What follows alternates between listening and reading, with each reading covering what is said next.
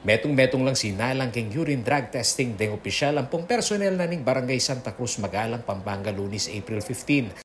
Agpangkang Barangay Captain Toto Gonzales paralan niya ini bang pasiknan ing surveillance na kareng memaryo agagamit kanong illegal na droga. Siguro initially nga inumpisan mo mismo kay mismong paligid mo, kay mismong barangay mo na may gumpisa kang mag-drug test. Ila mismong rening ka, mismong kayabe mo kayong barangay, sabihin dala mismo nung nino rin gagamit eman masakit lalo sa mikikilala kayo kayong barangay Nya balo mo yung balo, at least mananing pwede mong isaw. Susubong na ngayon Gonzales ang Mika Outpatient Rehabilitation Center bang kanitang asopan lang magbayo ring drug users king karelang komunidad. On a weekly basis, burik sabihin, nung ikwami niyang 1 or 2 na mag-drug siya pa, kanita niya siguro gawa kaming outpatient rehab na maging niyang epektibo itang outpatient rehab. Kasi siyempre, sabi ko kaya ka nandin, keng rehab dari ko 65,000 per month. O siyempre, mananenag yun yung ordinaryong tao ito. Para kang Gonzales, sagli ing responsibilidad da ring barangay official pangaras keng anti-illegal drugs program. Bukod king pamagbante bang alang makaluba supply ning droga, dapat do mo naman kasi kanong lingapan deng users bang aso pandang magbayo biye. Keng syudad na naman ng Angeles, sulangin ni keng full capacity operation ing karelang Palay Silangan Drug Rehabilitation Center, aakit keng Barangay Pampang. Well, ang utilization rate po ng ating Balay Silangan ay in full capacity po dahil nga po dire-diretso yung pagda-drug test ni Mayor Lasatin at ng Angeles City Government. At yun naman pong partnership natin with other private agencies na rehabilitation. Maganda po ang ating partnership. Dire-diretso rin po tayo nagre-refer doon.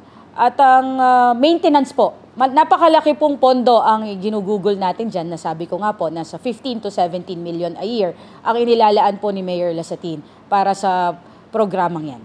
Agpangkeng chief tactician ng Angeles City Mayor Pogi Lasatin ay si Calagwas, masanting naman ing inisyatiba amika drug rehab kareng barangay. Mupin dapat lapang bidayukan nuking komunidad deng drug offenders. Dati ang Deputy Director General ng Philippine Drug Enforcement Agency o PDEA Calagwas.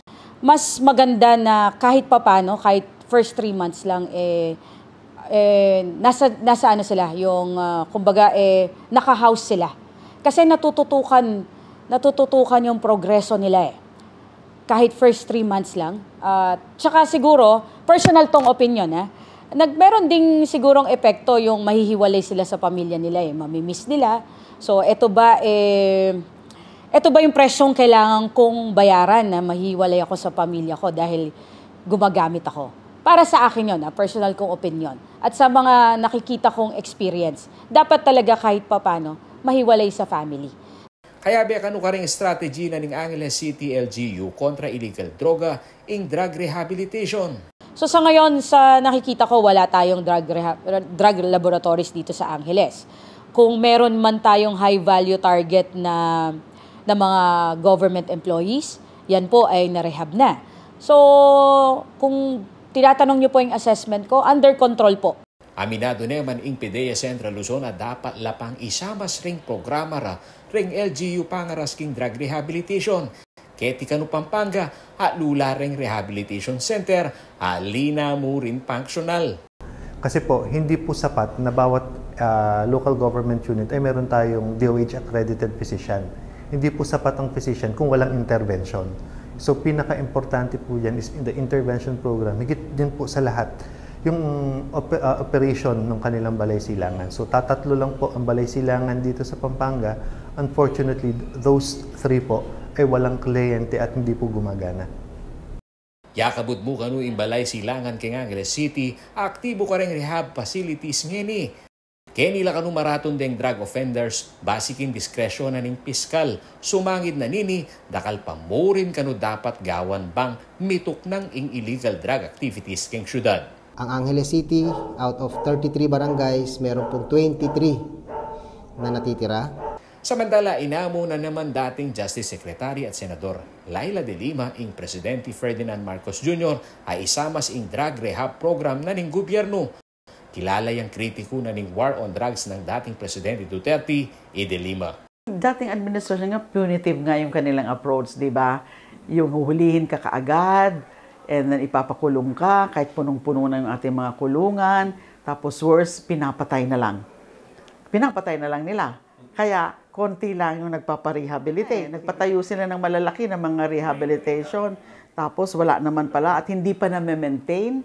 Kailangan ipakita yan ng current administration na seryoso sila sa sinasabi nila na nag-iba na yung approach ng pag-handle ng drug problem.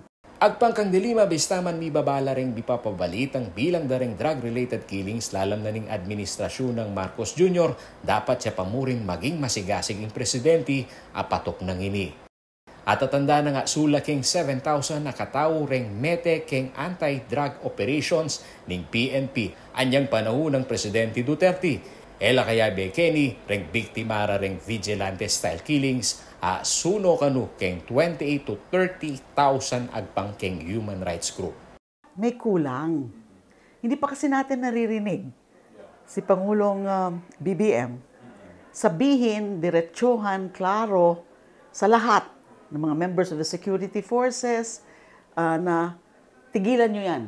Kung sino man ang mga kagagawan pa rin yan, na mga pumapatay pa rin kayo basta-basta na yung summary killings, extrajudicial killings, tigilan nyo na. Dahil hindi yan ang ating polisiya ngayon. Ako yung kaya kayong talasuyo ay Paulo G. Santos, ating pusong makabalan.